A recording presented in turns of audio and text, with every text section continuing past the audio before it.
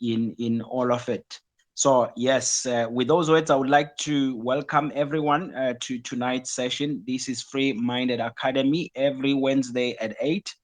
These are the conversation that would help us push and transform our continent and pull our people together.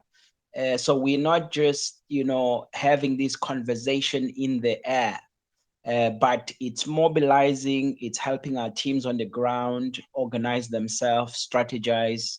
We are actually having teams on the ground that are participating in local elections and in local political arenas in Ghana and in South Africa and in Kenya, in Nigeria. So yes, our Sierra Leone, we've got people there across the continent, and we are mobilizing support base also on diaspora basis. Yes, so the organization is growing and it's global, but we all want, and we have one thing in common. We want to see Africa transform in our time, in our generation. We don't want to see it when we're dead and when we're old and we can't enjoy it anymore. We want to effect that change right now in this hour. So that is why we bring, all of us together to share and work together and collaborate in that way. So without further ado, let me introduce Prof. Huntington. He is a person who does not need any introduction in the Pan-Africanist arena, a son and a son and a king of this continent. He's born from Zimbabwe, but he's based in the US, has written, is an author, and he has been working hard all of his years. He spent a lot of years researching a blueprint, how Africa can shake itself from the current status quo and transform itself and launch itself into a new reset for its economy and its political arena and as a nation, and how we can reimagine it and organize ourselves differently. Yes, Prof, you're welcome. We are honored to have you. You are well loved on the continent, and yes, all the hard work you have put together in your concept, we are now driving and manifesting that as we go along on the continent. Welcome tonight, and the floor is yours. And everybody else, please just keep your microphones muted. And then when the prof indicates that he's done his presentation, we will then participate and contribute. When you do, you just open your mic, and then you introduce yourself where you are, and then you contribute in your discussion. I thank you. Prof, over to you. Thank you very much. And I've got a timer here. Shall we say what? 20 minutes, 30 minutes presentation or what? What time do you think? Yeah. Yes, 20 to 30. Just put as much as where you are comfortable to pack it, and then we'll open the floor for the rest of the inputs. Okay, Brother Kabala, thank you very much for that kind and generous introduction. And for sure, my name is Huntington Mubaiwa. I'm from Zimbabwe, and I've been off the radar for almost 3 years. I kind of took leave in 2021 after spending a bit of time on Africa, creating a conversation on what to do to move forward. And we kind of sat down with the team, and I said, we need to understand what is going on in Africa more, and we need to find out how to connect with our people. We need to find a new strategy of how do we connect. And so after a while, we are starting with a meeting. The organization is called the Rapid Africa Plan, and therefore driving the Rapid Africa Plan mission. And we had a meeting where people were really highly inspired. On the 31st of March 2024, we sat down and we say it's time to move. So we organized. At some point, we're going to reach out to our partners in parallel, other Africans that are called to play and to fix and to organize and design other areas that are going to be required when we sit down to kickstart the modernization of Africa. For, I believe, that is the work that we have at hand. I'm based in the United States of America, been here for 24 years. I spent the best part of my time here, and I retired in 2012 at 55. The key thing for me is, okay, we our generation have left our children with nothing.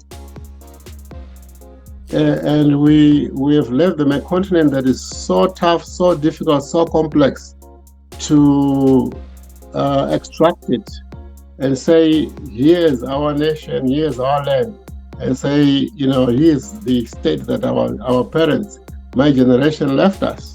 And therefore, there's no roadmap to move forward. So we need that. So I spent time and I said, I'm going to dedicate the rest of my life to make sure that we have a modernization program for Africa, and that's what brings us here today. Now, the thing is this, that the title that we have here is the Scientific Transformation of Africa. And why do I say that?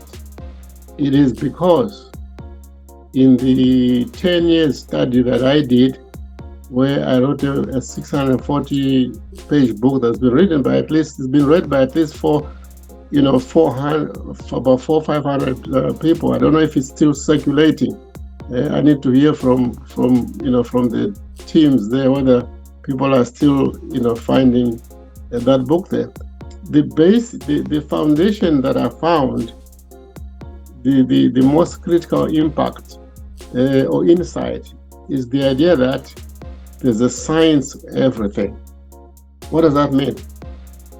Meaning that there's a natural way, and meaning that when the human was created, God created principles of how everything that is touched by the human, everything at all, has got a particular way that it should be done and followed. And if you do, you will succeed. Doesn't matter who you are. Doesn't matter you got your eyes closed, you're blind, you're deaf, dumb, you can't speak, or maybe even dead. If you follow those rules, if you follow those principles, you get whatever it is you want to achieve in this world. Which brings us to the idea then that, okay, if we are talking about Africa, is there a way that we can unite? Is there science to our unity? Or is there science to the transformation or advanced development of Africa? I want to call it transformation for a reason. And maybe we're going to talk about that as we go. And so when you look at it, when I now look at Africa from the lens of change science, of the natural order or natural way, of the God's way, I see a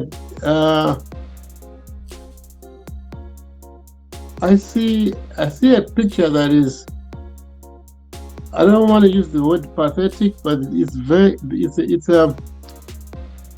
a very disturbing picture, where I feel sorry for our children's generation, and I am very emotionally disturbed because of what is happening in Africa.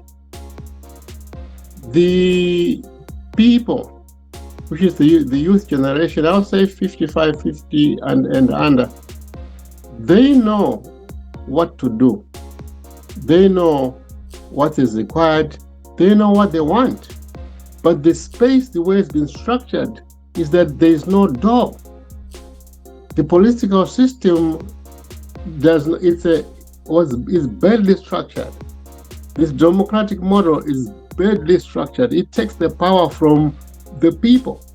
Right now, when we say the nation of Africa, we're talking about the youth. All the youth generation getting together, because they are the destiny. They are the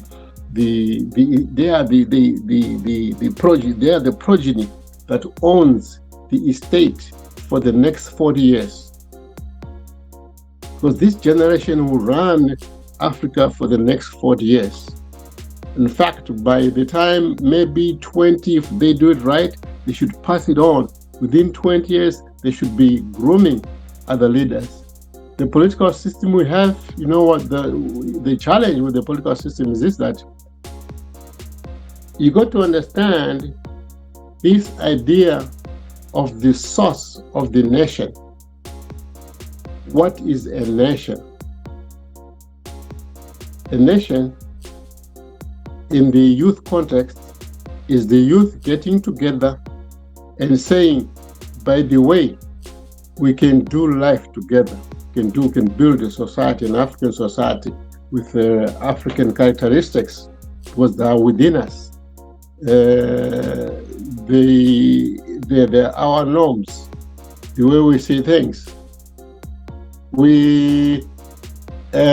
And we can enterprise. Each person is free to enterprise.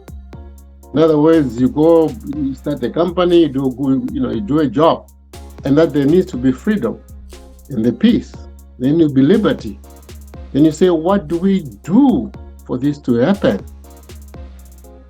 And by virtue of that unity, it means that you are an authority over your land.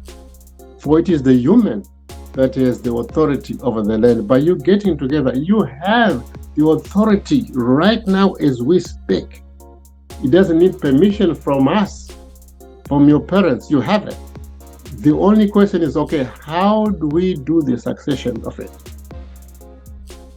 The current political model says, okay, fight for it.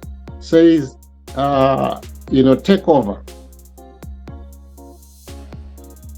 The question now for you is there another way of getting you, of saying, look, this is our land now, this is our space. Because what you own is the space of time of doing things. You have 40 years to change things. When I say 40 years, but that's what it takes to advance a nation. So what do you do? Where are you going to start?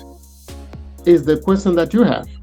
And I see Kabbalah, we spoke to Kabbalah. I was told about Kabbalah some time ago when we came in, when I started the Rapid Africa Plan, and we, with a few other guys after I published the idea that I designed a program.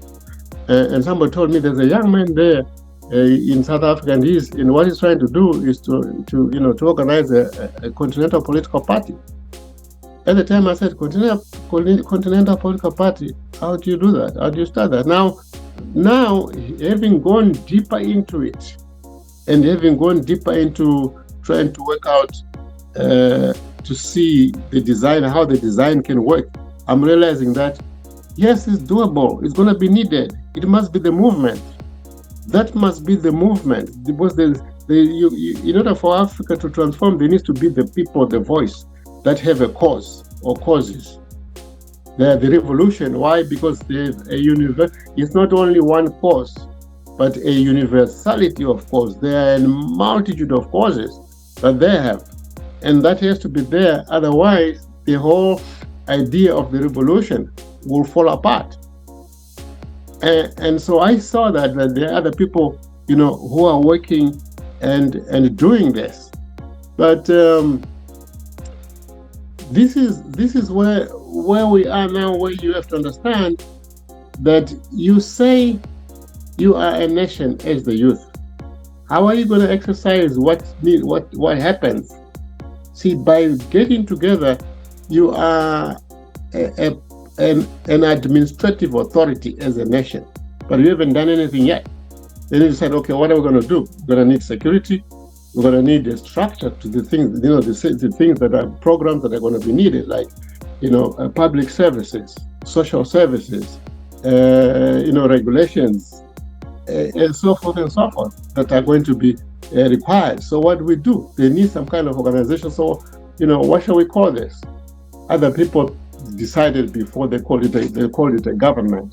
And they say, then what are they going to do? They say, well, we're going to create a job description. And just that job description, we shall call it a constitution.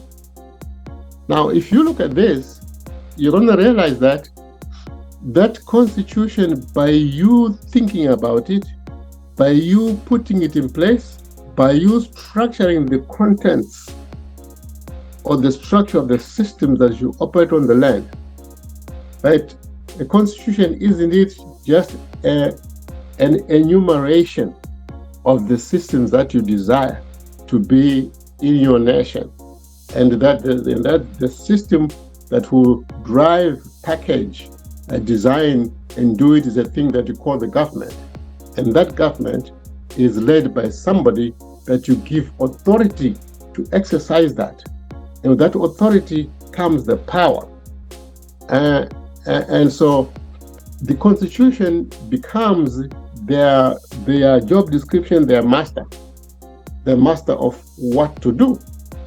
Now, doesn't it follow then that everything that is below, from the constitution itself to any system that it creates, in every system, including the administrative system where you have a president, doesn't it mean then that they're all subservient to the sovereign authority?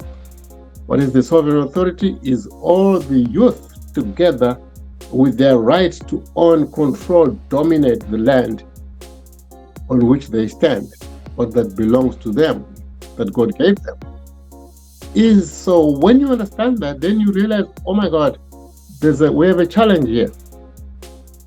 See, if you look at countries like, there are many countries there, maybe without putting any names now, but there are countries where elections happen, they rig the elections, and they don't follow the constitution, and they take the power. There are countries like that. But the people, the masses are quiet. Why are they quiet? Because they don't understand this idea of government, the process of government. They don't understand that.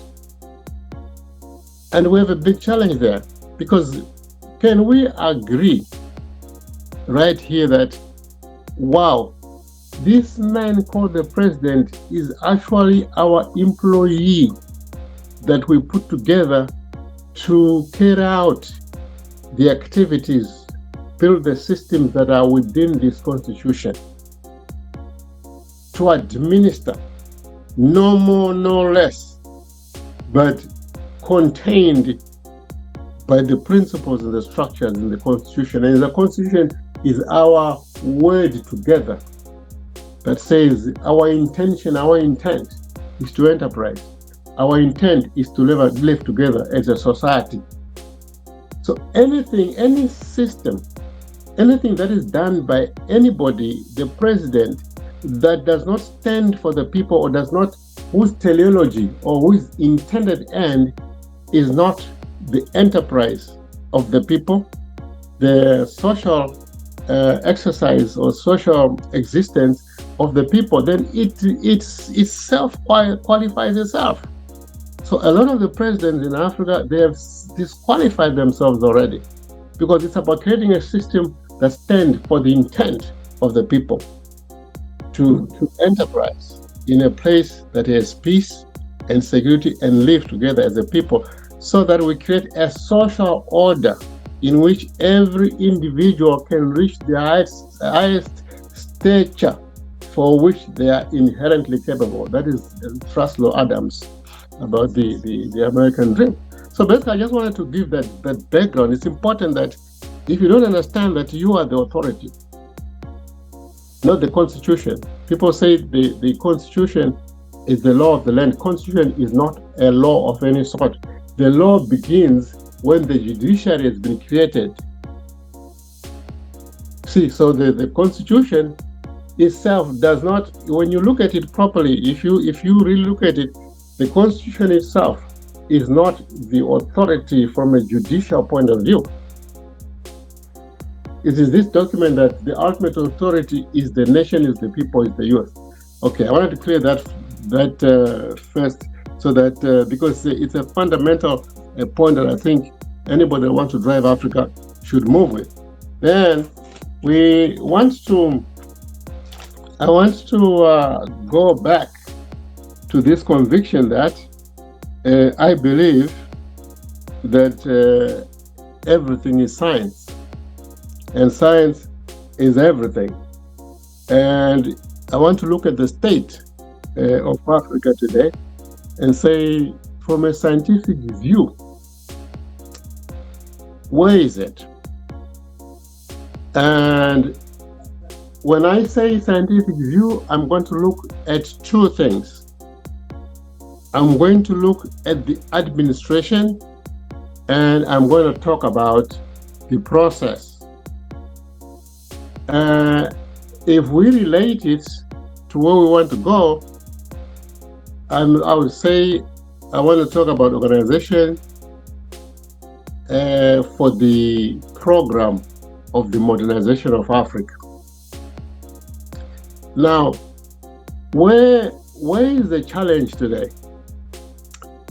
One of our members said the challenge with Africa is that you can't legislate from the bottom. You cannot organize things, create principles from the bottom for something that you don't know its magnitude, you don't know its interval of time, you don't know who's leading it, you don't know its strategies, its mission, and don't know it. Isn't that what is happening in Africa today? If you look at the African Union and then look at the activities that are there, they are uncoordinated. You see, I've been reading some articles on the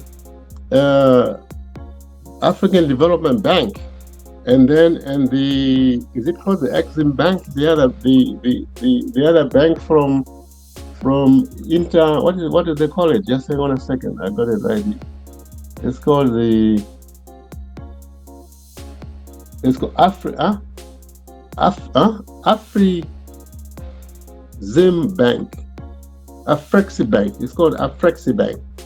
So they're doing some great things together, but when you look at it from an African point of view, they are disjointed and they are uncoordinated, and they are running their banks with all these ideas, but these ideas are not connected with these nations. And these nations, they know that they exist, but they're not working with them. So there's a lot of disorganization at the bottom. There's no alignment at the bottom. Why? There's no leadership at the top. So in order for a nation to move forward, the correct way to do the right thing, what do you need? What is the number one thing you need? Right? Of course, it's organization. And that organization, how does it come by? By a leadership. And how does the leadership create or design the process or the program? You could call it the economic program or socio-economic program. And now we're talking about the modernization of Africa program or the industrialization of Africa. That's what we want to focus on. At the end of the day, you focus on what is yours and not what is ours that doesn't work here. I would like you to take your eyes off that. In fact, from today, don't talk about what's happening on the ground. It's none of your business. You don't need it. It's not useful to you. It's never going to be useful to you. Why talk about it? Talk about the new paradigm, your own space, your 40-year program. Focus on that and make that clear and drive it. It creates its own power. Because when an idea is clear, it takes a life of itself. When you say organization now, let's look at organization. What takes place in organization? There's the leadership. And any leadership has got a person, one person that is the dominant person that has seen the future. He may or they may attach one or two, three other founding leaders to drive this thing. But there's foresight from one person, and that person owns it. You can see that there's this person that owns this thing, there's this person that's going to drive this thing. Can anybody tell me who it is at the Africa Union? I'm going to wait for 2 seconds. Does anybody know such a leader at the Africa Union?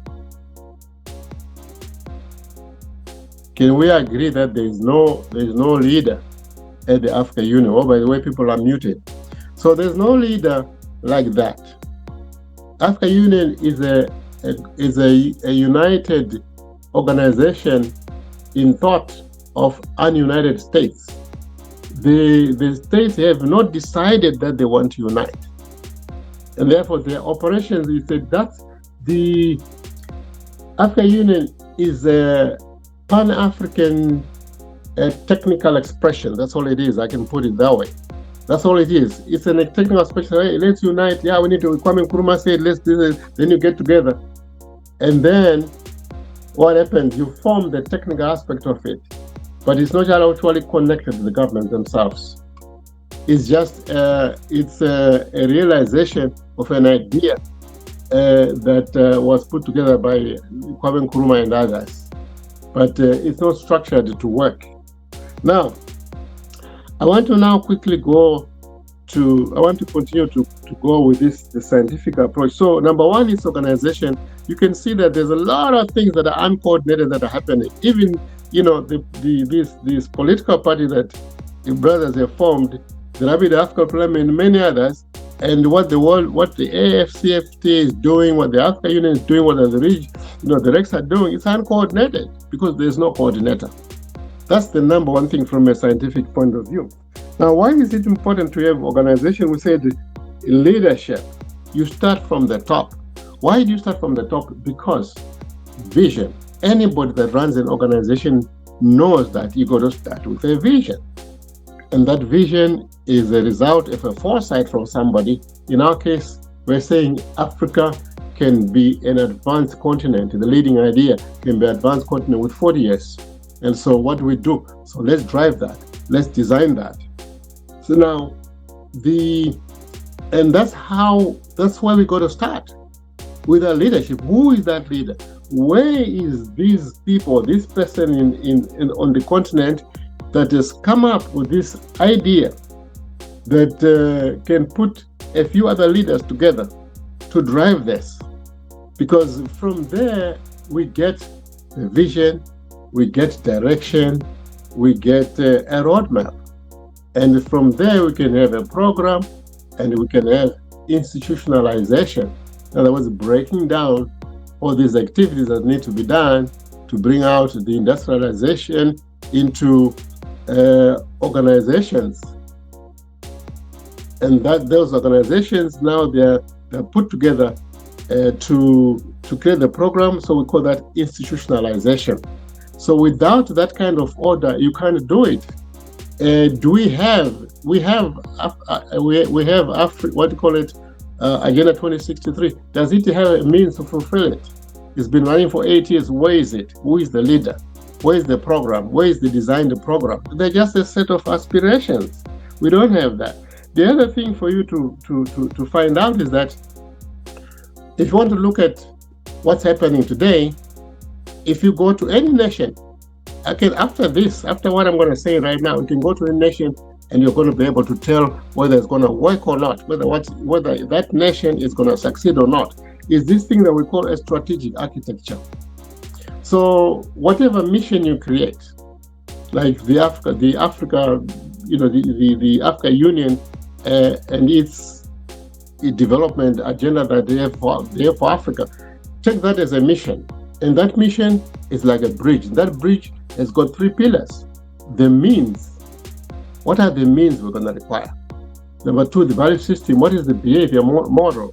The ethical code that they can be predictable, they can be credible, they can be a magnet for partnership. And then the strategy.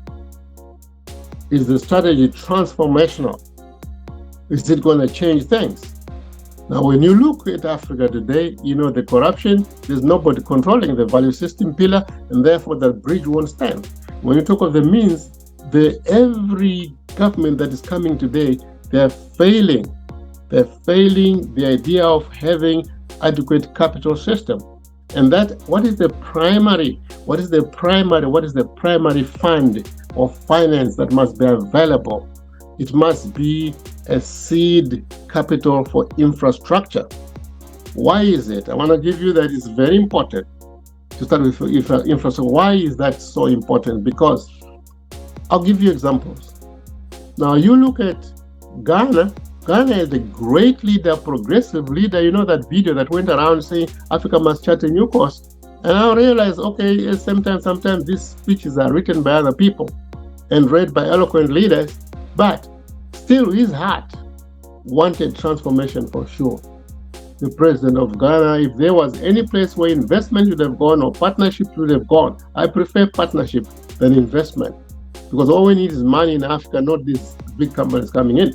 Why is it he couldn't make it? He put this idea of one factory, one region. It never happened. In material, he couldn't have 4 years. Why did he fail? I'd like somebody to note that down and tell me why did they fail, and I'll tell you the reason why they failed. Is that for a 10-minute journey today by car, it takes 45 minutes in Ghana. They did not have the money for infrastructure first. They should not put infrastructure first, because when the infrastructure is run properly, is developed over the years, then companies will be unfolding and developing over the years too, and they can see that there's going to be business here. So now that strategic architecture means the means, and so the means is messed up in Africa. There's no unity of finance, right? And then if you look at ADB and that Afreximbank Bank, they don't have enough capital, don't have the capacity to draw capital, because the other banks outside will put money to a project that is predictable and packaged. Who's going to lead it? These corrupt presidents? So who's going to give money through these companies, through these banks, so that it can go into the countries? Nobody's going to do that. So that's to know the structure. This strategic architecture that I'm talking about, it says this is your vision. To go to your vision, you have a mission. That mission is a bridge that takes you to the vision. But every bridge has got 3 columns, 3 key columns: the means, the behavior of the leadership, and the strategy. If strategy is not transformational like it is, then it doesn't work. What they're doing in Africa is not transformational, transactional. Then it doesn't work. The leadership is corrupt. So it's already broken. It's broken now. But because you know the science, you can design the program with that in mind. You have a concept where the resources are going to be. You know how to create an ethical code and the transformational process. This is part of the design. The Rapid Africa Plan, which are designed from that view. That's why it's right, it's correct, and it mimics the other programs that are already succeeding in advanced countries. Now, where is my timing thing? It did disappear now. Oh yeah, I've done about 28 minutes already. We've got 29 minutes left. So we talked about the organization itself, because it gives us the vision, it gives us the direction, it gives us the roadmap, it gives us the institutions that are going to drive it.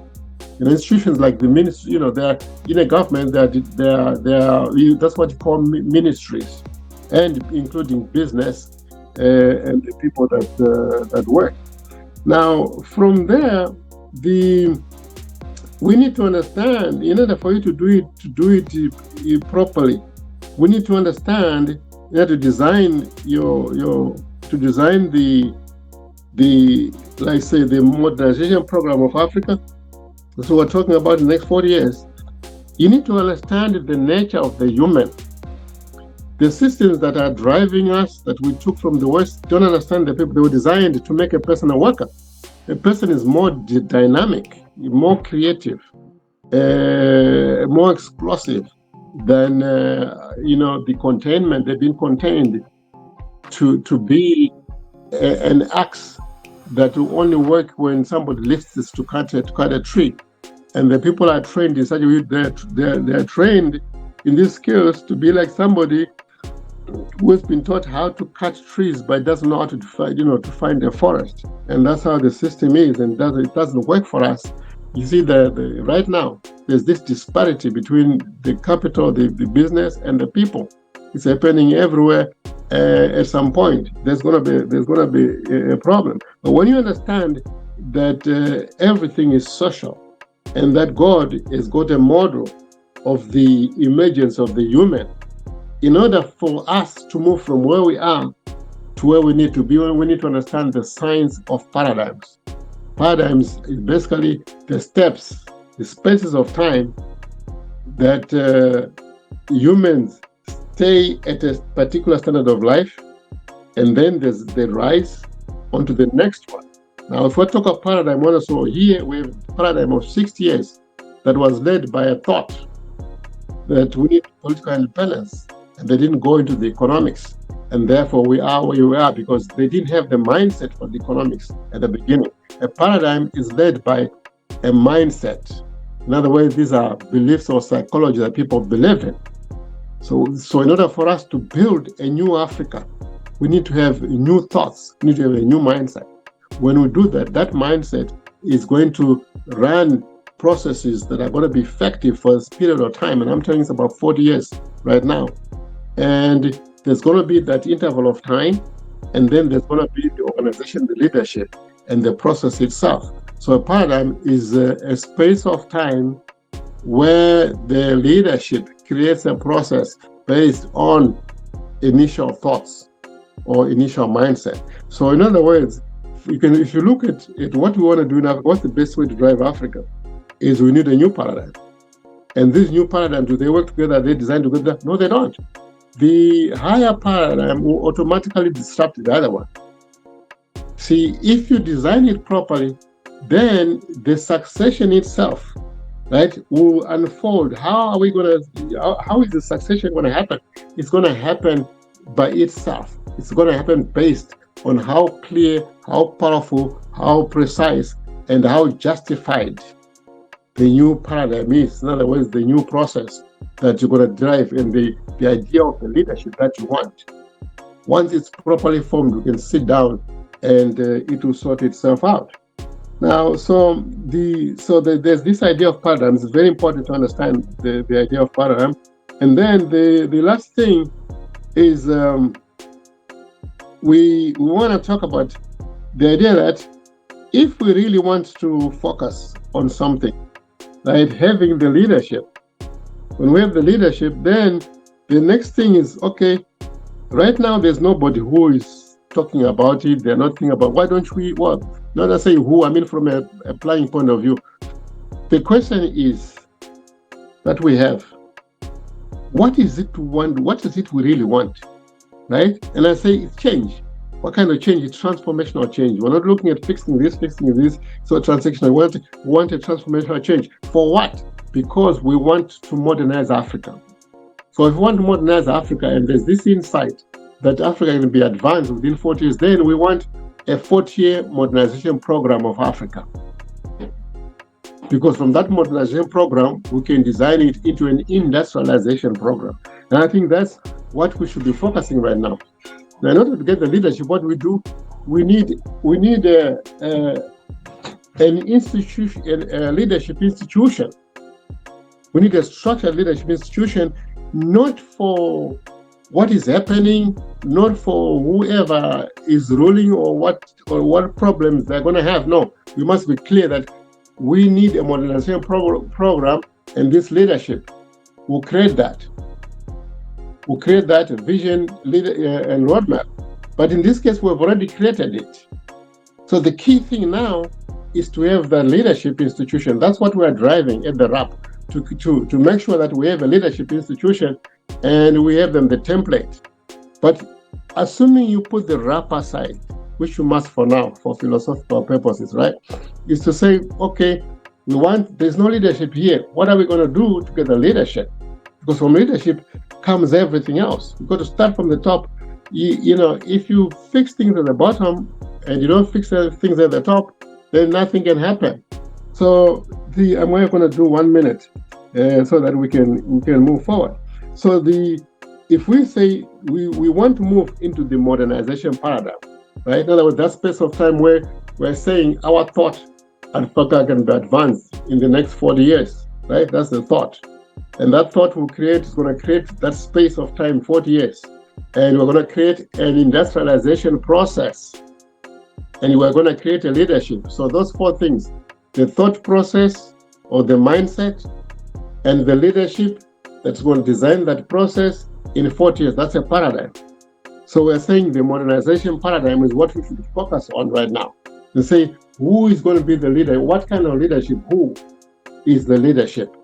What is the leadership? That should be, it's important. While you're thinking about the political, whatever this political stuff that we put together, how are we going to unite? If we talk, what matters is us doing something, because people are coming, all these nations are coming and doing something. Today, every day, there's hundreds of them coming. Africa, nothing.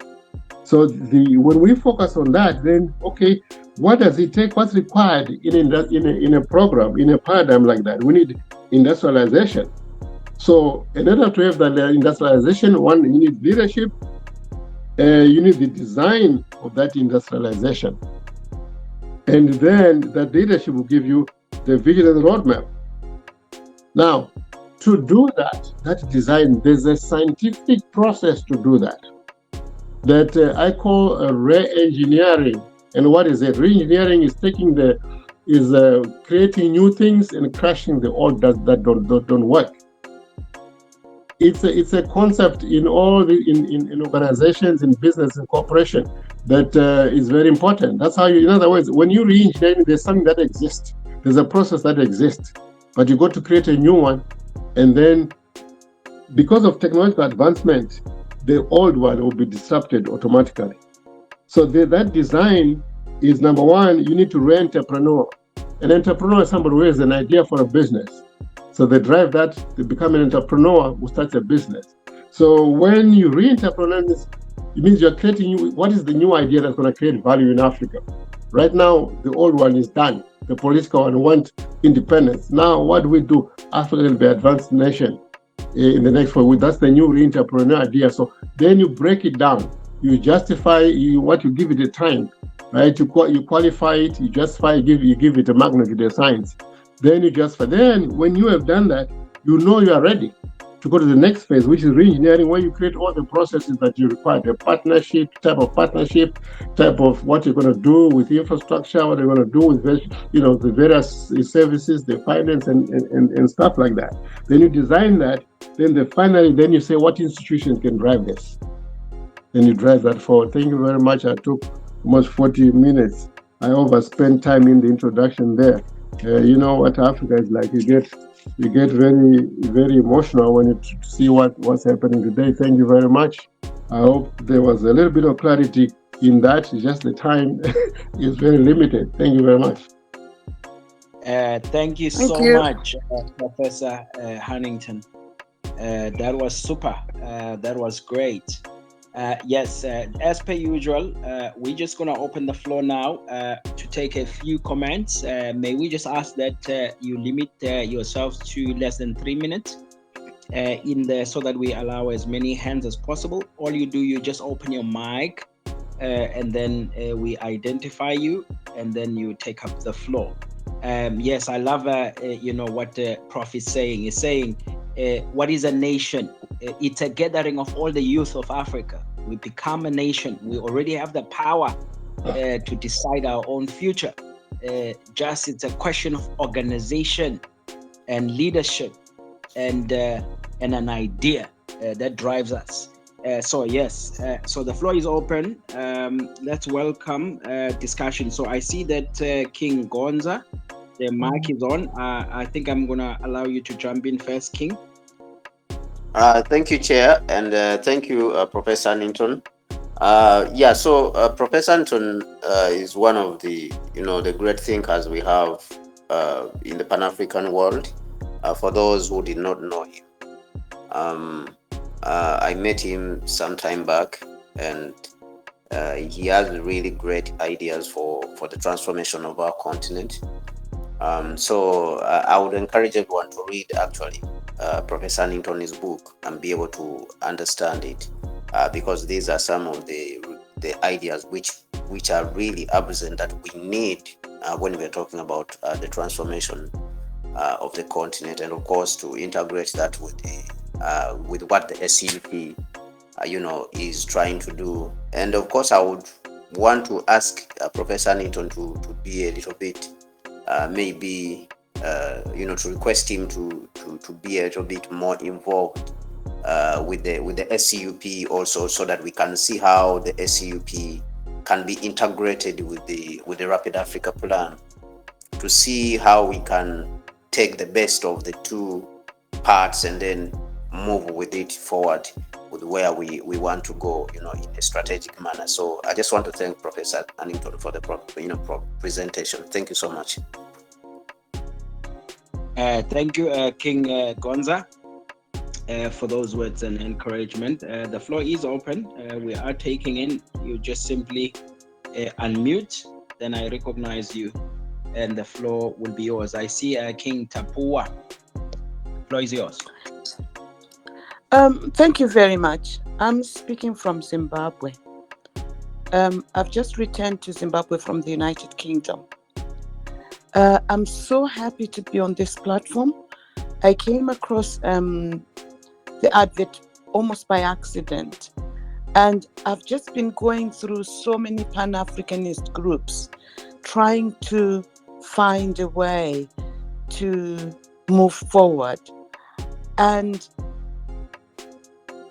I'm now of the mind that there must be some kind of congress to consolidate all these groups that are trying to find a way into having one thought and one idea, so that we create a synergy.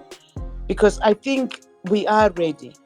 One of the reasons why I decided to come back to, I decided to relocate to Zimbabwe was because I was pushed by the need for a grassroots movement that kind of bridges the gap between where we were left by the colonialists and where we want to be. Because the vocabulary amongst the masses, amongst the group of people right at the bottom, is like Professor said, we don't quite understand what government is. We don't quite understand that the president is ours. And I think it's born out of the colonial experience where we were excluded. So a lot of us still feel that we have no role. We will only have a role when we're called upon. And I think it's turning that round. I think we need boots on the ground. I was actually envisaging a situation like the Scout movement, or something that just starts working with people's minds to try and just help them to understand because no one is going to do it. We need to make sure that whilst we're thinking of leadership and everything else, up there, we have some kind of work that is going on in the ground. Because for me, one of the best examples that I've admired was the Communist Party and what it did in South Africa during the struggle to help organize the workers.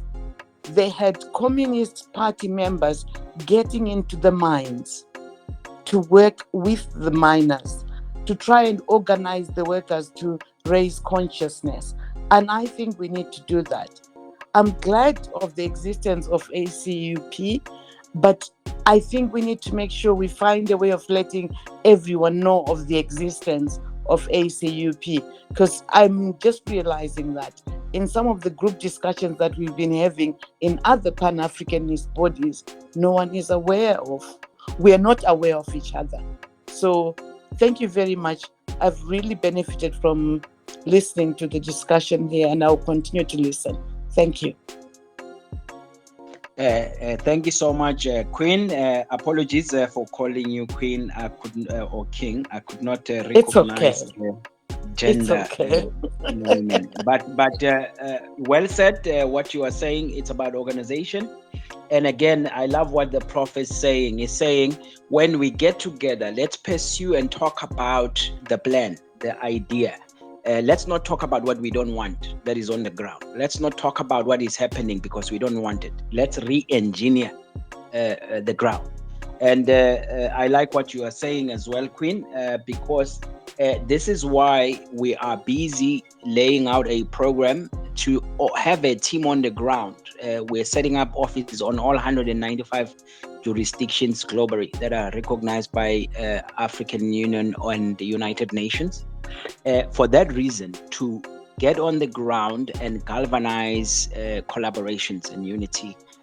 We are doing that in South Africa, coordinating all these many political parties. For the first time in history of South Africa, we have a ballot paper that is really, really overburdened.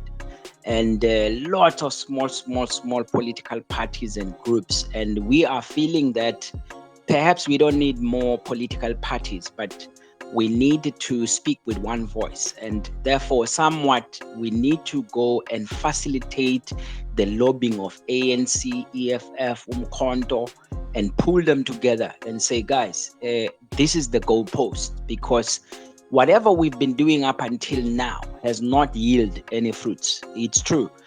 South Africa is the youngest of the democracies. So we've been, 30 years old. Ghana was our hero. They were the first to be independent. But with all of that independence, we have not been able to coordinate and live in the true vision of our founding fathers like the Nkwame. The fact that in this generation we're still referring to Nkwame Nkrumah, it's alarming. We should have been referring to this current presidents and heads of state. But for the fact that we are quoting Nkwame, it means there's a vacuum of that leadership that Professor is referring to. So perhaps our duty is to galvanize the youth and the young people. Let's rise, let's emerge, let's fill the vacuum. Yes, but the floor is still open. I am taking in contributions and comments. I see King Brahma Abdu. Yeah, good evening. I'm Brahma Abdu, speaking from Ghana. And I'm much grateful for this platform and this share a little bit of my experience and then my suggestion with fellow Pan-Africanists. And also, I will apologize for the listen. It's like it's raining here, but I want to just make a few contributions to the program. I think, King, try to speak closer to your mic because to overcome the sound of rain, just speak closer to the mic so that we hear you loud and clear. Go ahead. Okay, thank you very much. The issues that have been raised by Prof are things that have been re-echoed and spoke about by so many Pan-Africanists for a whole lot of number of times and over again. But we keep asking ourselves, okay, these were suggestions by so many well-known academics and then decent Pan-Africanists. Why are we not seeing any change? Why are we still talking about colonization as the main cause of our backwardness as compared to other countries? Because looking at the issues, when I spread through and then scope through some of the discourse we have, are we the only countries that were colonized? So what are we not doing right? We're not the only countries that were colonized. So I'm thinking that putting the blame on colonization, that have always been the mantra of most Pan-Africanists, we should debunk and move forward from that kind of discourse. Because I realize with the political front, I've been with some of the politicians, when you go deep down, deep down the villages and stuff, you realize that the political office is being occupied by those with deep pockets. So if we vote based on the size of your pocket, you don't expect anybody to make his investment without expecting any returns. You go into the interior communities, you realize that people vote based on your pocket. You know people who are competent to lead, but they will never vote for them. So I'm thinking that, first of all, we should divert the discourse from what we have been singing along for all these years. All these years, it's not yielding any outcome for us. So let's shift the attention to the youth. Let's go to the rural communities. Let's start from the basic level, the kindergartens, the primary schools. You see, he said, he who conquers your culture conquers your currency. For now, our culture is being conquered, and we should be making efforts to salvage that. And I think that is the only way we can move away from this hula balloons that are all still going around. One, we can quite remember before our president, that was about 2 years ago, he said, during the independence celebration, he said, Ghana beyond aid. Ghana beyond aid? We question ourselves, are we really beyond aid? Yes, we should be beyond aid. Because looking at the resources we have in our country, I don't think anybody should be going out for loan. And even before he came to power, he was saying that we are sitting on resources. And the countries we even go to borrow from cannot be compared to us in terms of resources. So why do we still go there for their loans? So that is the big question.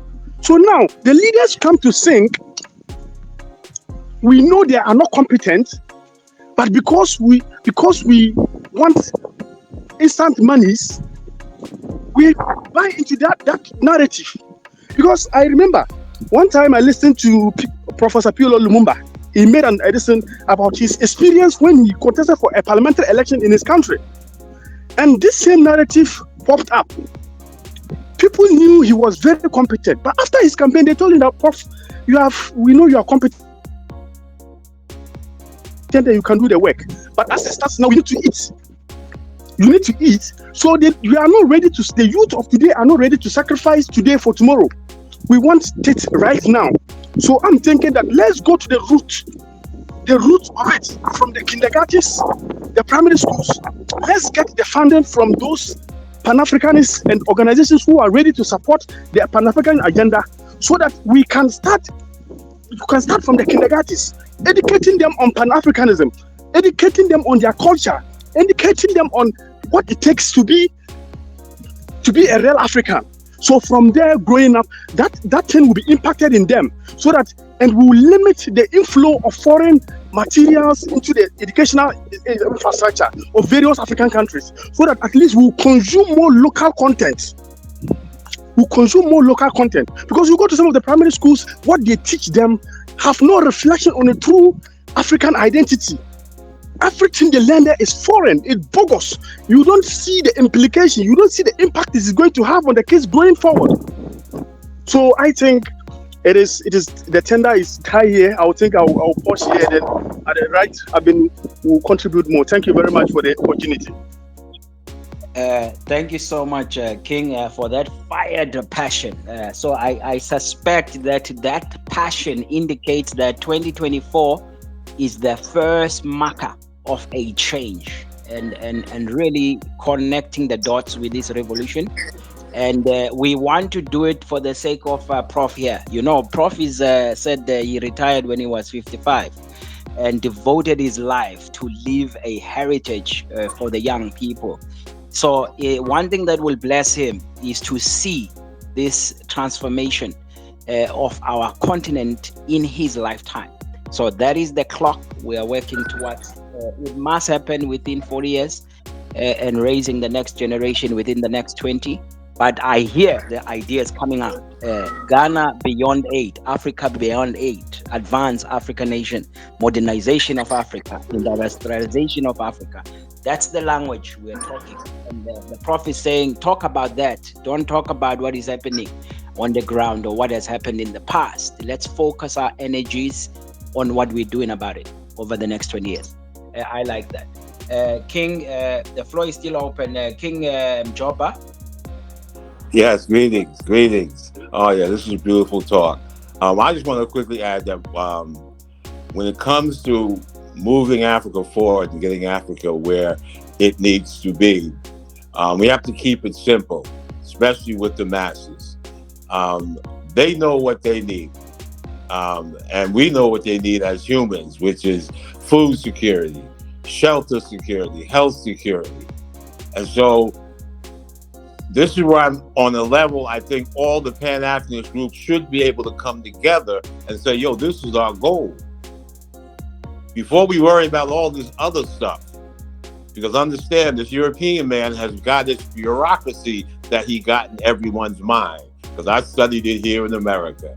And all it is a bunch of constitution, declaration, minister, all this nonsense is designed to keep the resources of the land from the people. So we can't emulate that. We can't get too deep. Let's keep it simple. Ubuntu, humanity to others. And when you teach that, so no matter what, the institutions that exist right now will change. When the people going to work have been taught the Ubuntu and have the Ubuntu mindset. So the institutions that are failing now will begin to work because we're getting to the masses and teaching them how the mindset they need when they leave their home and go out and work for their country, for their community. So I can see that goal happening in the professor's lifetime and in my lifetime if we just do it strategically and bring it to the people exactly what we're trying to do. Show them plans of how we're going to get food on their table, how they're going to see the resources of the land coming to them right now. And then we can start working on all that deeper stuff that he created to figure out. But right now, because in terms of getting the resources to the land to the people on a practical daily basis, I think we can do that now. If we don't get too deep in our conversations, if we keep it simple and focus on that, and when we reach out to the people, keep that message that way. This is the goal, what we're going to. This is what we're trying to get to. Because then once we achieve that, especially with the children, once they have food security, shelter security, health security, education security, then Africa is limited where it can go. So we don't, in my opinion, we don't want to get too bogged down and being too modernized and too industrialized. We need to get secure in our humanity first, and how we look at one another, how we view ourselves. And then as we building these institutions, the people who are filling those jobs will have the appropriate mindset. But this is beautiful. Excellent. Thank you, King. I'm going to jump for the sake of time. King Kwajo. All right. Thank you so much. Can I be heard? I don't know if my network is allowing me to. So if you can confirm that to me, I'll be grateful. You are loud and clear. Beautiful, King. Thank you so much. First, let me thank Professor Hamilton for such a wonderful presentation and very educative. Of course, we need to. These ideas are what we need at the macro level to transform Africa, and I am very pleased with that. And also, those who have spoken, our queen and our kings who have spoken brilliantly. I think it is wonderful, and we all appreciate that. It is a way forward for this agenda. King Brahma, if you will not mind, please let me have your contact. If you can give me your contact, I would like to speak with you thereafter after this meeting. I just want to say that if you look at what is happening on the African continent, I foresee victory coming to the way of Pan-Africanism. Maybe we have all not observed it in that way. The noise people are making, the little contribution from here and there, and social media engagement, everything shows that people are becoming aware every day, and victory is coming gradually. It may be slow, it may not happen the way we want to see it happen automatically, but I just want to assure all Pan-Africanists, and the little work we are doing are yielding results on the continent. So we need to continuously do what we are doing. In whatever way we are doing, it is going to yield result. Then that is at the micro level. Then it comes to the macro level, where we need a connecting plan, where we need great strategists, leaders who are going to inspire and everything. So I just personally, I believe that people's narrative, for instance, all these things for me, they are very important, and the focus shouldn't be what ought not to be done. Instead, some people might not be in a position to think the way other people have to think. They might not be in a position to be strategic, but the noise they are making complaints about the system, talking about colonialism, and all these things contribute in a way to raise awareness, while those who have the strategies, those who have the plan and can lay the plans, go ahead in doing so, and they are going to we are going to flourish on the grounds that these people who are making noise, who are just throwing jabs and everything, they soften the ground for the work we are doing. So I believe that every single contribution that is being done needs to be encouraged, and we also need to focus on the macro level at this point. Thank you. Thank you so much, King Kwajo. So I think we are just left with about 9 minutes. So I am gonna just take one more comment on the floor, and then hand over the mic back to Prof. Hamilton to close for us and wrap up based on all of these thoughts and contributions that we have shared. So I think who's going to be the lucky, contributor? Is that King Coffee? Go for it. All right. Thank you so much, Chair, for chairing this meeting as usual. I hope I can be heard. Loud and clear, King. All right. Thank you once again. Thank you so much, Professor Hamilton, for this wonderful presentation. I remember when I sent Prof a reminder today. He told me, he has not put it on his calendar, but quickly he will put himself together to give us our presentation. I'm saying this to remind all of us that all of us are contributing something one way or the other, and all these contributions are very, very essential.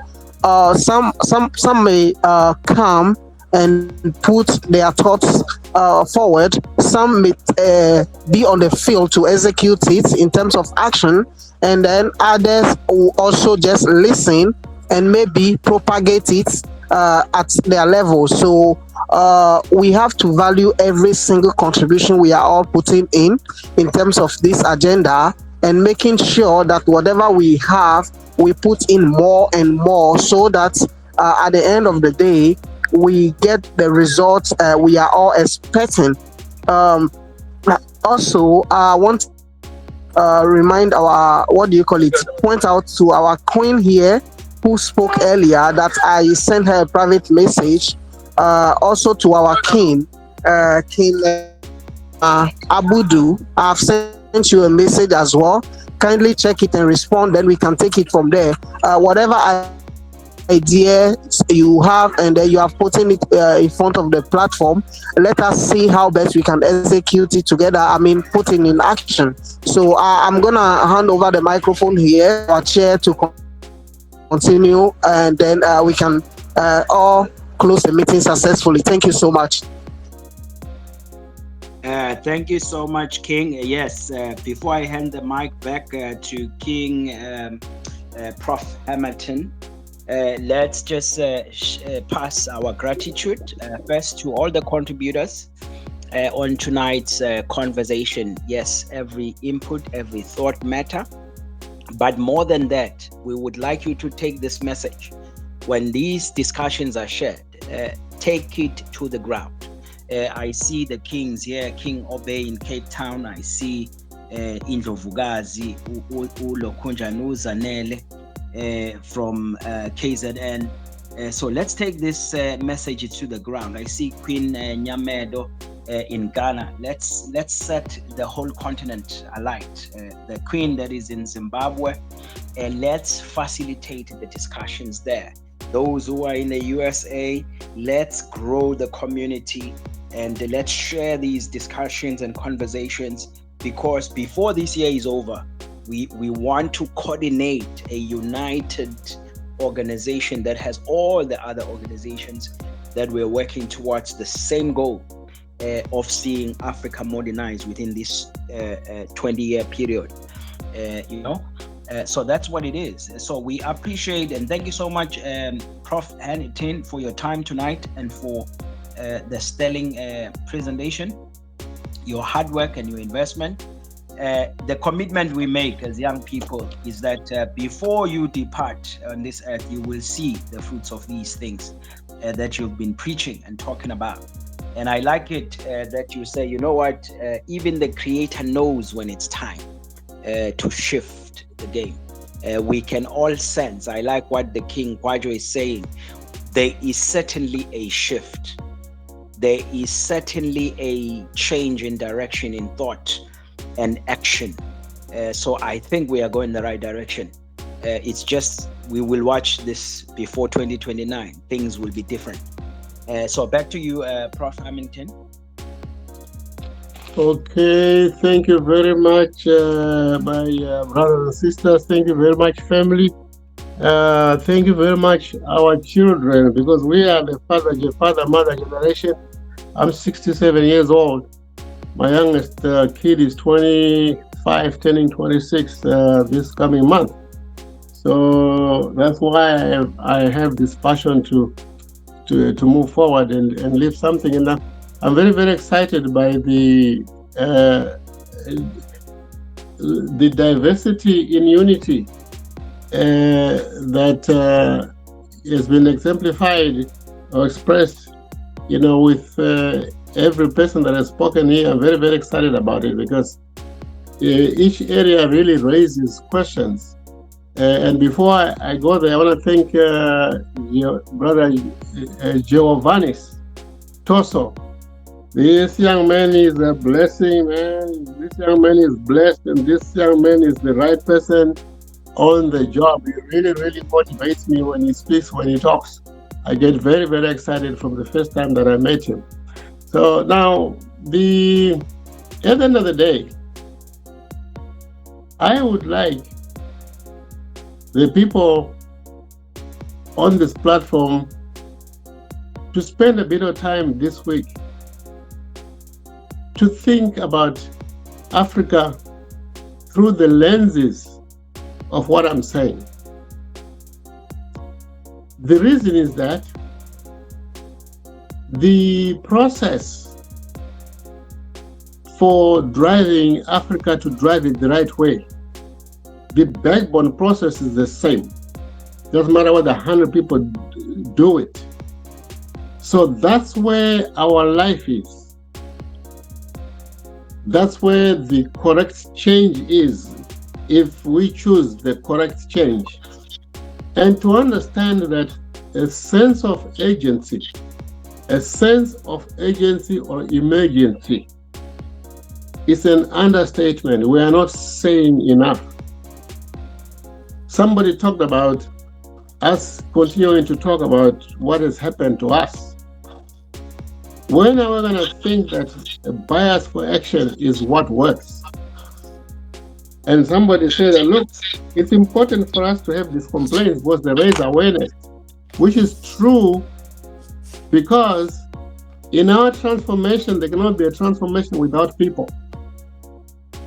So the political aspect of that we are talking about on this platform today and the Pan-Africanism that is happening there is the people. There's going to be an arm of the people. And I think Sister Mandy Soza Tapua, she mentioned about the idea of having a grassroots. And like in Zimbabwe there, there has to be something that needs to be done. There has to be some kind of place where things can move from. Now, when you look at all this, from a scientific point of view, it's just, these are signs of a paradigm. I mean, these are ideas that are an expression whose source is a paradigm that does not work anymore. There's going to be people that are going to talk, there's going to be people that are the movement, but there has to be the people that are the leadership. But before the leadership, there has to be the people that are strategic. So from where I'm coming from, we're driving the strategic element of alignment, of putting the political organization or the administrative. We should say, I don't like this word political, personally, because, and I think that it's a mischaracterization of taking an administration, a public administration system, and call it a political process. The political process is the election process. That's where you are, it's politicking. They're fighting for a place. But the whole process, really, we're talking about the idea that there has to be the organization, and that organization is all part of the. Oh, where was I? Where I kind of got distracted here. Can you remember, Kabala? Which point was I driving from there? Can you remember? Yes, Prof. Okay, go ahead. The politicking and the administration. Okay. So anyway, yeah. So I want to go back to you. We're talking about what the idea that Sister Tapua, when you the example of what's happening in Zimbabwe really is saying, what manner of God? Why is the government like that? Why is the country like that? Where have things gone wrong? And when you look at it, you find that from a scientific point of view, every society, through its culture, is a process where knowledge, technology unfold to a point where, without oppression, the dominant idea of transformation will rise from somebody, and the nation will go to another stage. And it continually does that. Like what's happening in America here. People are coming in technologies, and every time they come with technologies, the quality of life changes. The quality of life changes. Here, it's no longer the point of the standard of life. In Africa, we want to look at the standard of life, the quality of life. Now here, the standard of life for now. But here, it's become more qualitative. But how is it happening? People with ideas are rising, and they have no impediment. They feel there's encouragement. So Africa, now our right to gain knowledge, to unfold technologies and package them into a paradigm, into a process for industrialization at a higher level, so that we can have wealth, so that we can have higher quality of life, that has been impeded. The very person or system that we put in organization, the very leader, we're supposed to do that, to empower the people, that is the very person that is stopping that. And what he's doing is like same as the worst human right. I believe, in my own expression, the worst human right is not so much the killing of a person. When you kill a person, well, what we do, we bury them.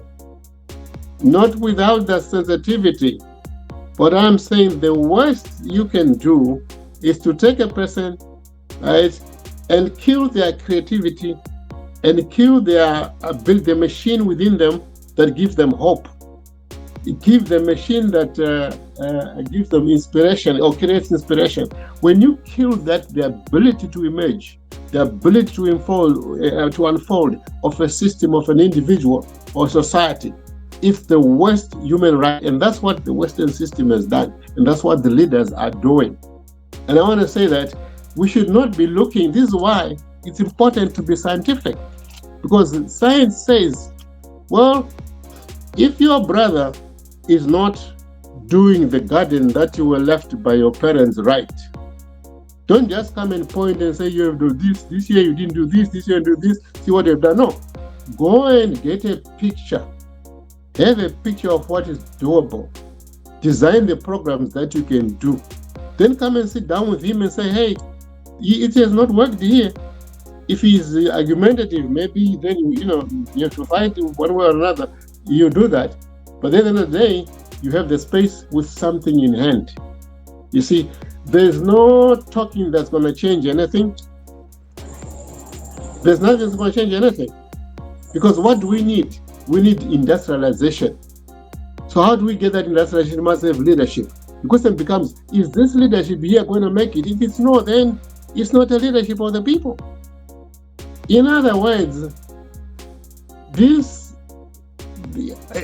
put it in my book. Somebody needs to read my book. I don't want to say it now in this recording. That there's only one way. There's only one way that you, the youth, can have the state it's yours to demand it to the highest extent. But we're saying there's a scientific way of introducing a succession process to do this. There was something that I really need to because of time. There's one brother that I really need to respond to. It's called Mjomba Smith. He focused on structure and said everything else. Let's not focus on that. Well, the thing is, you see, if we don't design economic programs where people enterprise, if those people we care about them having food, then that food must come from them working, and some people creating enterprise. So which is important then is to create the enterprise, and then everything else, that money that you get from there is what you do schools and teach them what you want.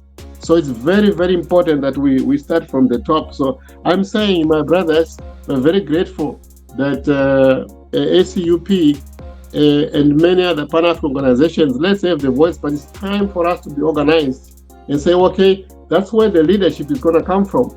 We want to create a leadership institution.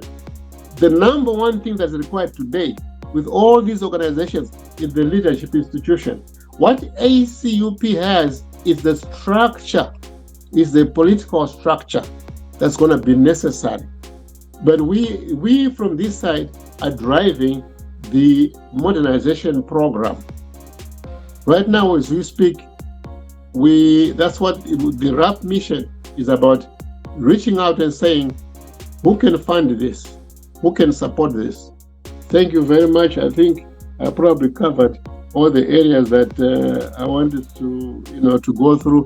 And Sister Tapua Mandisoza, so if we can connect from behind, you will find my contacts there somewhere, or you can get them from the team leadership. There's the other point that very important point that Kwame raised. I think the time for unity is now, the time for alignment, for us to start to work together. I think we're 4 years afterwards, I think we are more clear, more organized, and more defined. I think it's time for us to sit down, and let's sit down and see what we need to do to move forward. Thank you. Chair, I wanted to request to ask Professor Arlington to speak to just one point, which is very important for all of us, including the leadership of the SU. Okay, go ahead. Professor Arlington, if you can articulate just briefly on the point of a vision.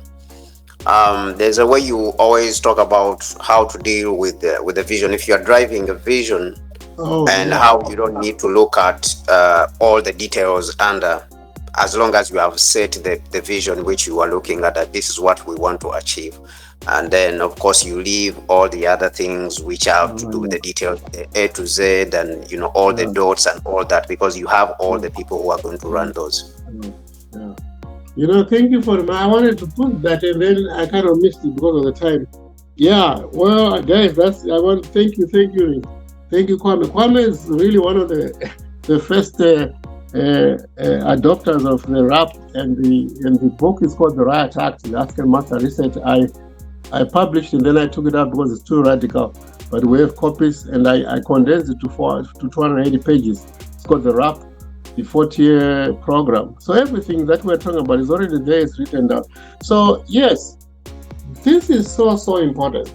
Now, I don't know other religious books, but in the Bible it says there's a man who was told, write down the vision so that he who reads, so he who runs may read. So there are people who write the vision and there are people who run. Now that is a model of how things work. Now there's a science. Remember we talked about the idea that there's this thing that people call self-conscious self-organizing. We are not alone. The way God designed the vision is that when the vision is clear and you start walking, the people, the places, and the things will start working with you and will meet you in proportion to the momentum that you create. In other words, when you have the correct vision that is quantified, that is scaled, that is scheduled, there's a sense of time, and that has been justified, and qualified, it becomes clear, it becomes a magnet. You become a magnetic living systems for partners, for finance, for everything that you think is a challenge, a problem. The vision itself, by its nature of its clarity, is a solution to everything. You shouldn't say, how, what am I going to, we were talking on the platform the other day, and people said, how about all these corrupt leaders? How about all these powerful leaders? You don't worry about that. You create the vision takes a life of itself. I don't know if that's the way that Kwame wanted it. Yes, that's it, Prof. And of course, there's somewhere else where you used to say that you don't need to look at, like, if you are driving a vision like what Nkrumah was driving, for example, he set out a vision of rebuilding Africa. And of course, when you examine his 1963 speech at Addis Ababa, he said, okay, we should unify. But he was not the one who was going to build the banks. He was not the one who was going to build all these industrial systems. But he had the vision and he showed them that these things are running. But he said that, okay, we should put together on that meeting our best minds in finance, for example, so that they can start working out the modalities of a central bank. So that is what he said. And then, of course, we can look for our best minds. So the person who sets the vision, for him, he doesn't look at all those details of what is going to happen in the bank, who's going to sweep the bank, who's going to be at the teller, at the central bank teller and stuff like that, who's going to be the cashier. He doesn't look at all that. And I think this is how you used to explain to it. So your work as the person who's the vision bearer, or the person who, for example, who's the vision bearer of the SUP, is to drive the vision at the top that this is what I want to build. I want to build a new Africa. So I do not care about the other resources, where they're going to come from. I understand that these are needed, these systems are needed, but the people who are going to build those systems are there. You are just the vision, you are the vision bearer, and your work is Amen. For sure. To explain. Thank you very much. Okay, thank you. Thank you very much. Thank you, Brother Kabala and all the team from the SUAP. I look forward to us guys getting together. Thank you. Yes, I would like King Kabala to hear his voice, just to greet and thank everybody. He's the last man closing the session. King Kabala. Thank you very much, King Fanelo, for hosting us today. Thank you, Professor Harrington, for your wonderful and instructive presentation. And thanks to all the people who have contributed, to the Queen who has spoken today, We say, as always, freedom and decolonization to all of us, those abroad, those in the future, and those at home. Thank you very much. Peace and power. Thank you, kings and queens. Evening. Evening. Thank you. Bye. Thank you. Bye. Bye. Yeah, thank you.